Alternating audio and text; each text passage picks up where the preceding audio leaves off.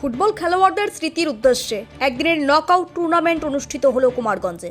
এদিন দক্ষিণ দিনাজপুর জেলার কুমারগঞ্জ ব্লকের ফকিরগঞ্জ নিম্ন বুনিয়াদী বিদ্যালয় ময়দানে খেলার আয়োজন হয়।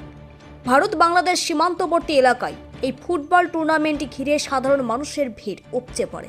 জানা গেছে, স্থানীয় রায়নন্দা নবযুব সংঘের পরিচালনায় 2009 সাল থেকেই খেলার আয়োজন হয়ে আসছে।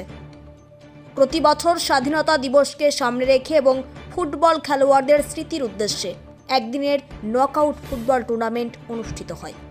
এবারে দক্ষিণ দিনাজপুর, মালদা সহ বিভিন্ন জেলা থেকে 8টি টিম এই খেলায় অংশগ্রহণ করে। টান টান উত্তেজনায় খেলা সম্পূর্ণ হয়েছে। বিজয়ী দলকে ট্রফি সহ নগদ আর্থিক পুরস্কার এবং রানার্স দলকে ট্রফি সহ আর্থিক পুরস্কার দেওয়া হয়। এছাড়াও রায়নন্দা নবযুব সংঘের পক্ষ থেকে প্রতিটি ফুটবল টিমের জন্য দুপুরের আহারের ব্যবস্থা করা হয়েছে। সীমান্তবর্তী গ্রামে ফুটবল টুর্নামেন্টের এমন উদ্যোগকে সাধুবাদ জানিয়েছেন স্থানীয় বাসিন্দারাও। এ বিষয়ে রায়নন্দা নবযুব সংঘের সভাপতি আসাদ আলী সরকার জানিয়েছেন,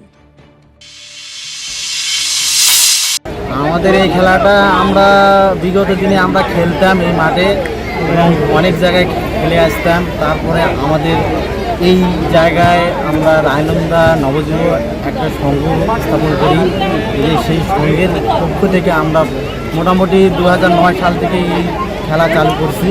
এটা হয়, আমরা এটা একটা স্মৃতির উদ্দেশ্যে খেলাটা দেখি যে আমাদের যে খেলোয়াড়রা অনেক সময় আহত হয়ে অসুস্থ হয়ে কেউ পরলোক গমন করেছে, তাদের স্মৃতির উদ্দেশ্য করে এবং বিশেষ করে আমাদের স্বাধীনতা দিবস 15 আগস্টকে উপলক্ষ করে আমরা এটা দেই। স্বাধীনতা দিবসে আমাদের এই খেলাটা হয় না, আমরা ডেটটা পিছিয়ে 20 তারিখ, 25 তারিখ, 17 তারিখ, 13 তারিখ এরকম করে আমরা 2009 থেকে নিয়ে 2024 পর্যন্ত আমরা দিয়ে আসতেছি। এটা হয়ে আসতেছে।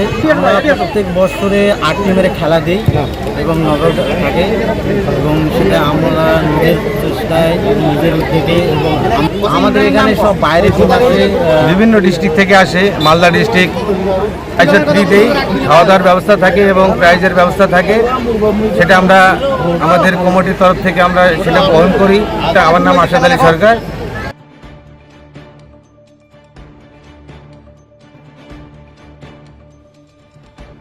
দক্ষিণ দিনাজপুর থেকে সীমান্তের কথার বিশেষ রিপোর্ট।